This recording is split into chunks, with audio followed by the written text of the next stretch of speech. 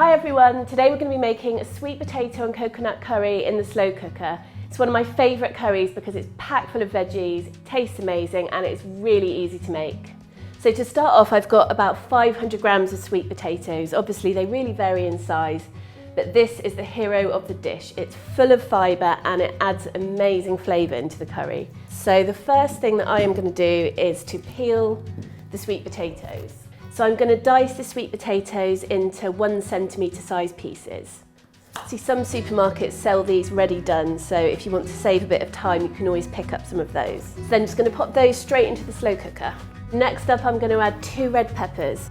I just chop these by just slicing down from the stalk all the way down the pepper, and then you've just got the stalk and the seeds ready to throw away. Next, I'm just going to finely dice the red pepper about the same size as the sweet potato. So once all that pepper's chopped, you're just going to pop that into the slow cooker with the sweet potato.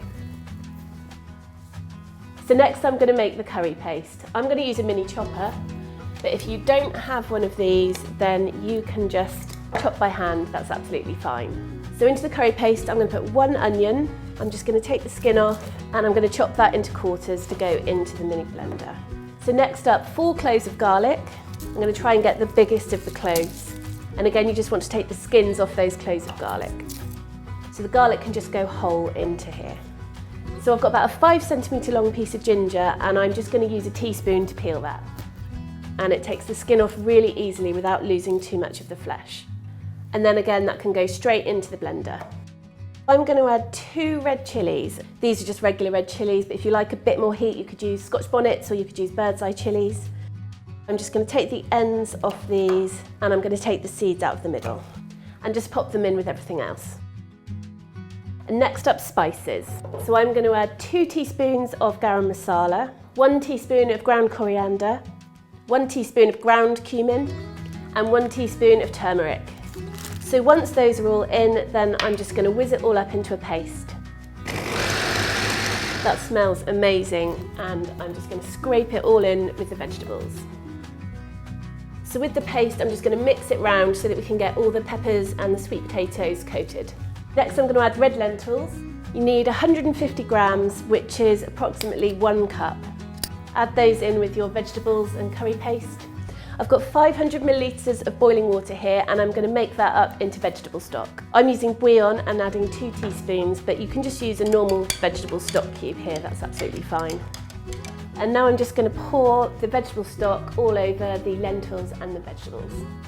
And then the next step is to just add 1 tin of light coconut milk. Sometimes you'll find this is quite clumpy and you'll just have to scrape some bits out the bottom. You're going to give everything a really good stir together to make sure it's all combined. And finally you're going to add in salt and pepper.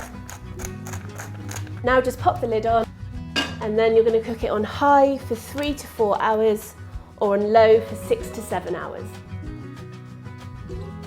So the slow cooker's done its thing and this is ready. The vegetables are lovely and tender and the lentils have really thickened up that sauce. So the next step is that I've got some freshly washed spinach, 2 really big generous handfuls, and I'm just going to add that in.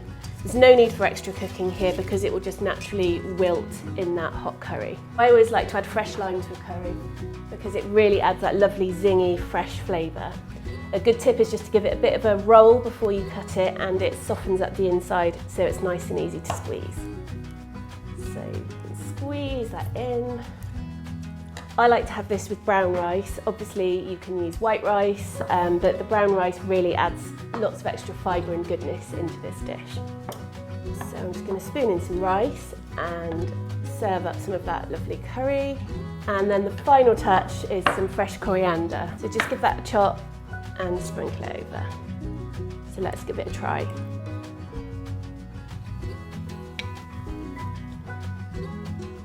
It's got such amazing flavour and it's so good for you.